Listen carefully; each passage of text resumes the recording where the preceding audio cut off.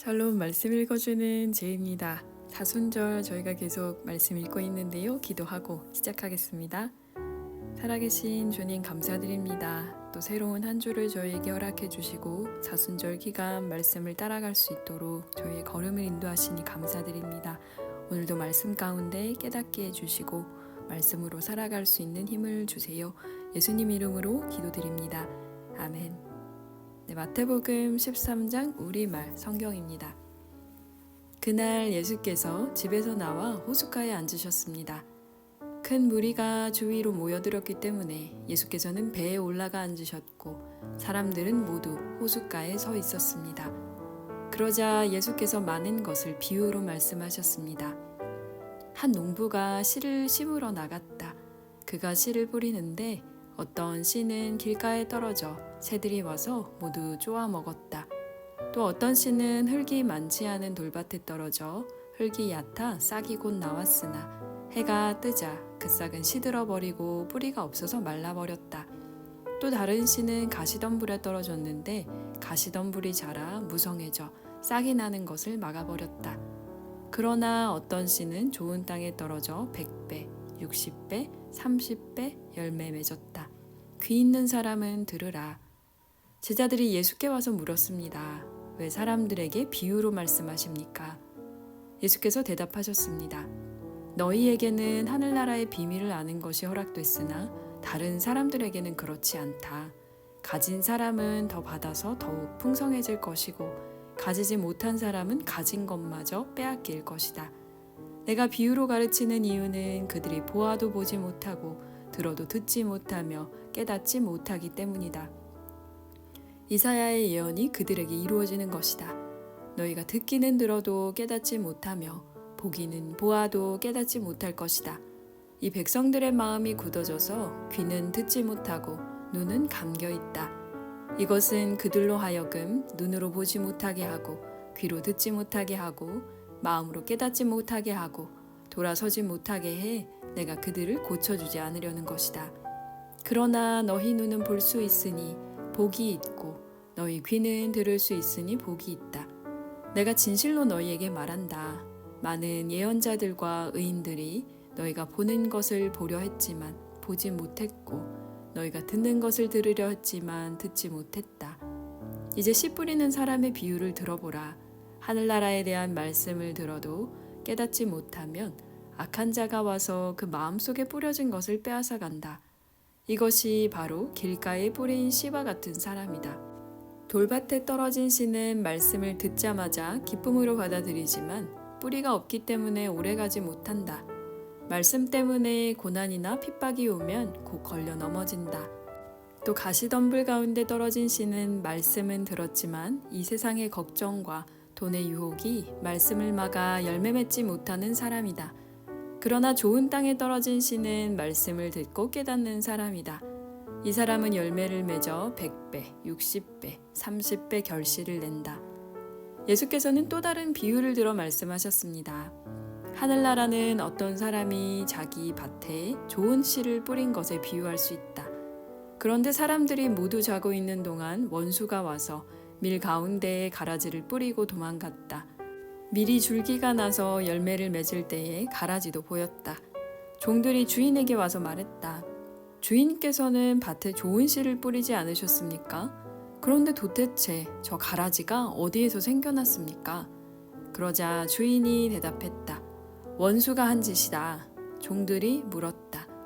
저희가 가서 가라지를 뽑아버릴까요? 주인이 대답했다. 아니다. 가라지를 뽑다가 밀까지 뽑을 수 있으니 추수할 때까지 둘 다 함께 자라도록 내버려 두어라. 추수 때에 내가 일꾼들에게 먼저 가라지를 모아 단으로 묶어 불태워버리고 밀은 모아 내 곳간에 거두어들이라고 하겠다. 예수께서 또 다른 비유를 들어 말씀하셨습니다.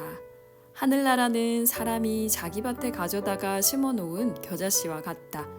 겨자씨는 모든 씨앗들 가운데 가장 작은 씨앗이지만 자라면 모든 풀보다 더 커져서 나무가 된다. 그래서 공중에 나는 새들이 와서 그 가지에 깃들게 된다. 예수께서 또 다른 비유를 들어 말씀하셨습니다. 하늘나라는 여인이 가져다가 밀가루 3-4톤에 섞어 온통 부풀게 하는 누룩과 같다. 예수께서는 사람들에게 이 모든 것을 비유로 말씀하셨습니다. 비유가 아니면 아무 말씀도 하지 않으셨습니다. 이는 예언자를 통해 하신 말씀을 이루시려는 것이었습니다. 내가 입을 열어 비유로 말할 것이다. 세상이 창조된 이래로 감춰진 것들을 말할 것이다. 그러고 나서 예수께서는 무리를 떠나 집으로 들어가셨습니다. 제자들이 예수께 와서 말했습니다. 밭에 난 가라지 비유를 설명해 주십시오. 예수께서 대답하셨습니다. 좋은 씨를 뿌린 사람은 인자다. 밭은 세상이고 좋은 씨는 하늘나라의 자녀들을 뜻한다. 가라지는 악한 자의 아들들이고 가라지를 뿌린 원수는 마귀다. 추수 때는 세상의 끝이며 추수하는 일꾼은 천사들이다. 가라지가 뽑혀 불태워지듯이 세상의 끝에도 그렇게 될 것이다. 인자가 자기 천사들을 보내면 천사들은 죄를 짓게 하는 모든 것들과 악을 행하는 모든 사람들을 그 나라에서 가려내 활활 타오르는 불아궁 위에 던져 넣을 것이다. 거기서 그들은 슬피 울며 이를 갈 것이다. 그때 의인들은 자기 아버지의 나라에서 해같이 빛날 것이다. 귀 있는 사람은 들으라. 하늘나라는 밭에 숨겨진 보물과 같다. 어떤 사람이 그것을 발견하고는 감추어 두고 기뻐하며 돌아가 모든 재산을 팔아서 그 밭을 산다. 또 하늘나라는 좋은 진주를 찾아다니는 상인과 같다. 그는 값진 진주를 발견하고 돌아가 모든 재산을 팔아서 그것을 산다. 또한 하늘나라는 바다에 던져 온갖 물고기를 잡는 그물과 같다. 그물이 가득 차면 어부들은 그물을 물가로 끌어내고는 앉아서 좋은 고기는 바구니에 담고 나쁜 고기는 버린다. 세상의 끝도 그렇게 될 것이다. 천사들이 와서 의인 중에서 악인을 가려내 활활 타오르는 불아궁 위에 던져 넣을 것이다. 거기서 그들은 슬피 울며 이를 갈 것이다. 예수께서 물으셨습니다. 너희가 이 모든 것을 깨달았느냐? 제자들이 예 하고 대답했습니다. 예수께서 그들에게 말씀하셨습니다. 그러므로 하늘나라의 제자가 된 모든 율법학자는 새 것과 오래된 것을 자기 창고에서 꺼내주는 집주인과 같다. 예수께서 이런 비유들을 끝마친 후에 그곳을 떠나셔서 고향으로 돌아가 유대 사람의 회당에서 사람들을 가르치기 시작하셨습니다. 사람들이 놀라 물었습니다. 이 사람이 어디서 이런 지혜와 기적을 행하는 능력을 얻었는가? 이 사람은 한낱 목수의 아들이 아닌가? 어머니는 마리아이고 동생들은 야고보와 요셉과 시몬과 유다가 아닌가? 그 너희들도 모두 우리와 함께 있지 않는가? 그런데 이 사람은 도대체 이 모든 것들을 어디서 얻었는가? 그러면서 사람들은 예수를 배척했습니다. 그러자 예수께서는 그들에게 말씀하셨습니다. 예언자는 자기 고향과 자기 집에서는 배척당하는 법이다. 예수께서는 그곳에서 기적을 많이 베풀지 않으셨습니다. 사람들이 믿지 않았기 때문입니다. 아멘. 14장입니다. 그때 분봉왕 헤롯이 예수의 소문을 듣고 신하들에게 말했습니다. 이 사람은 세례자 요한이다. 그가 죽은 사람들 가운데서 살아났으므로 이런 기적을 일으키는 능력이 그에게 나타나는 것이다. 전에 헤롯은 요한을 체포하고 결박해 감옥에 가둔 일이 있었습니다. 동생 빌립의 아내였던 헤로디아 때문이었습니다. 요한은 헤롯에게 그 여자를 데려간 것은 옳지 않다 라고 여러 번 말했습니다. 헤롯은 요한을 죽이고 싶었지만 그를 예언자로 여기는 백성들이 두려웠습니다. 때마침 헤롯의 생일에 헤로디아의 딸이 사람들 앞에서 춤을 추어 헤롯을 즐겁게 해 주었습니다. 헤롯은 그 소녀에게 맹세하면서 요청하는 것은 무엇이든 주겠다고 약속했습니다.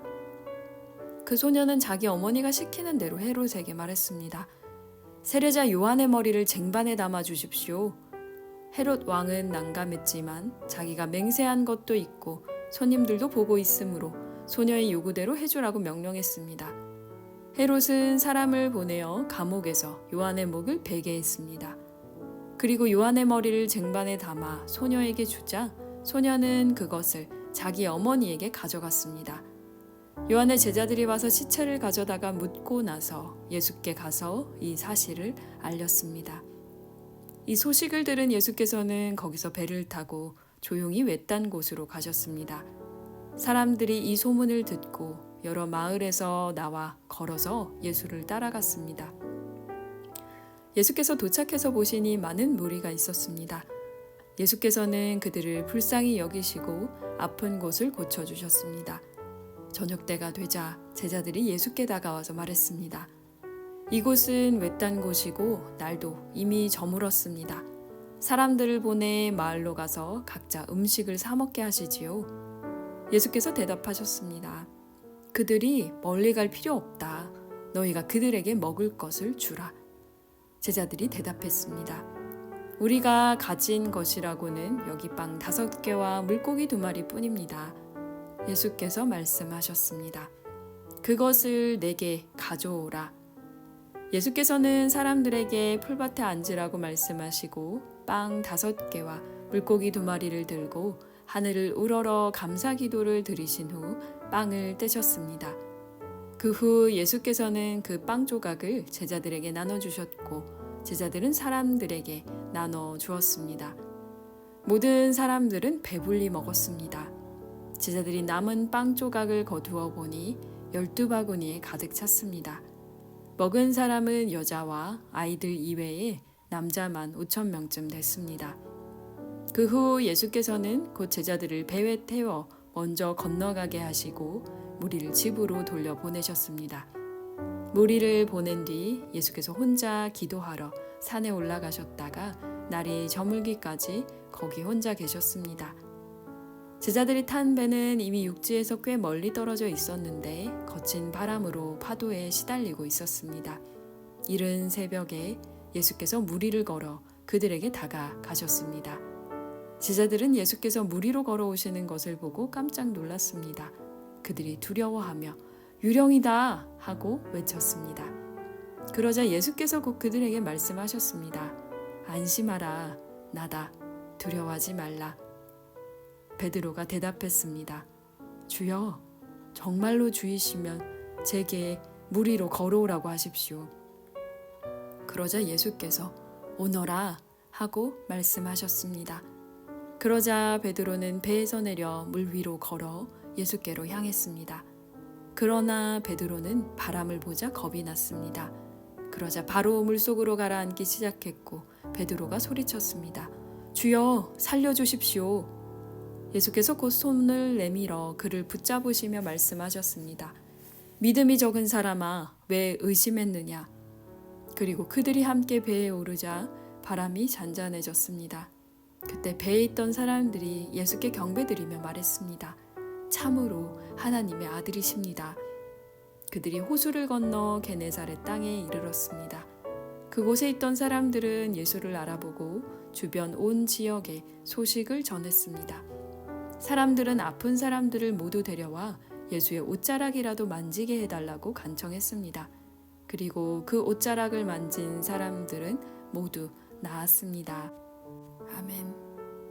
네, 오늘은 마태복음 13장, 14장 우리말 성경으로 읽었습니다.